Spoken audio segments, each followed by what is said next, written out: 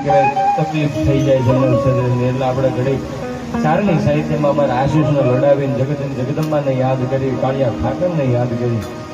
કારણ કે હવે છે ને બાપુ, હું બધાને નમ્ર વિનંતી કરું છું, બે હાથ જોડે નમ્ર વિનંતી, આખા પરિવારને વિનંતી કરું છું કે આપણા આહુડા રહ્યા ને, આપણા આહુડા એ આપણા કાળને, આપણા ક્રોધને, આપણી અંદર જે ભાવનાઓ, જે લાગણીઓ ને બધી આહુડા થકી વહી જાય.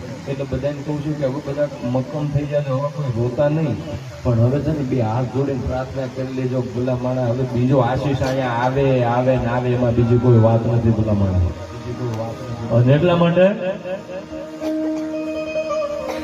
કે ભૂલી વંડારી કટારી લાગી જતાની તો ડાકા ભોણું સંભાળી કટારી માં હવે